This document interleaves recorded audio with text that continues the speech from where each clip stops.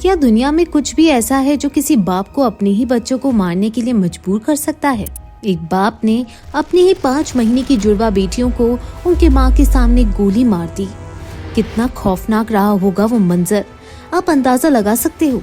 क्या बीती होगी उस माँ पर जिसने अपने एक नहीं बल्कि दो बच्चों को एक ही पल में खो दिया। स्वागत है आपका एक और क्राइम एपिसोड में, जहां हम बात करेंगे कैसे बाप की जिसने हैवानियत की सारी हदें पार कर दी और बन गया अपने ही बच्चियों का कातिल। दोस्तों, आज का केस इतना दर्दनाक है कि आपको अपने दिल पर पत्थर रख के इससे सुनना होगा। अगर चैनल पर नए हैं तो वीडियो को लाइक और चैनल को सब्सक्राइब करना ना भूले। 22 साल की मेगन को 2015 में 2 जुड़वा बच्चियां हुई। मेगन फ्लोरिडा की रहने वाली थी। उसका खुद का एक जुड़वा भाई था। जब मेगन 20 साल की थी तब उसकी मुलाकात गवाइन से हुई और दोनों में प्यार हो गया। गवाइन एक नेवी ऑफिसर था। वो उम्र में मेगन से 6 साल बड़ा था। रिलेशनशिप की शुरुआत में मेगन और गवाइन के बीच बहुत प्यार था, पर कुछ ही समय बाद वो प्यार बहसबाजी और लड़ाइयों में बदल गया। मेगन गवाइन से बेहद प्यार करती थी, पर गवाइन ने मेगन को जलील करना शुरू कर दिया था। वो कभी उसे मोटी होने का ताना मारता तो कभी निकम्मी। एक दिन तो गवाइन ने हद ही कर दी। मेगन को डिनर बनाने में थोड़ी सी देर क्या हो गई, गवाइन ने टेबल उठाकर उस पर ही फेंक दी। गवाइन मेगन को बदसूरत, धरती पर बोझ और न जाने क्या क्या सुनाता।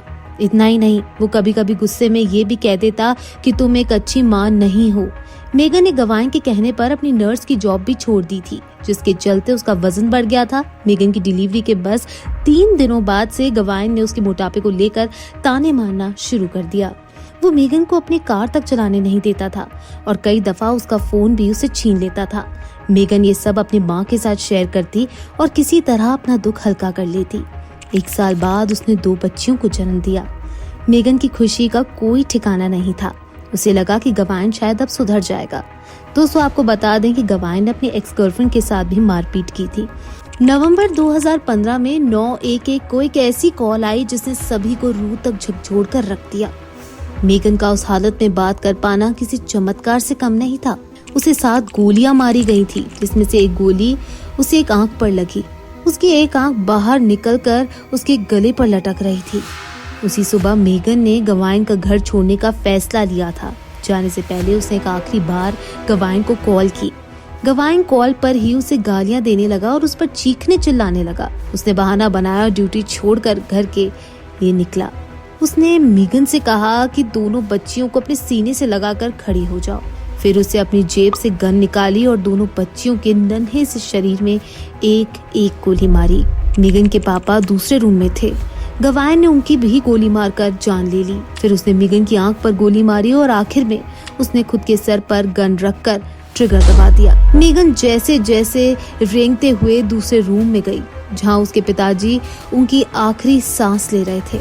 उन्होंने मेगन से कहा कि अपने भाई को मेरा प्यार देना, और इतना कहकर उन्होंने मेगन की आंखों के सामने दम तोड़ दिया। मेगन को आईसीयू में भर्ती कर दिया गया।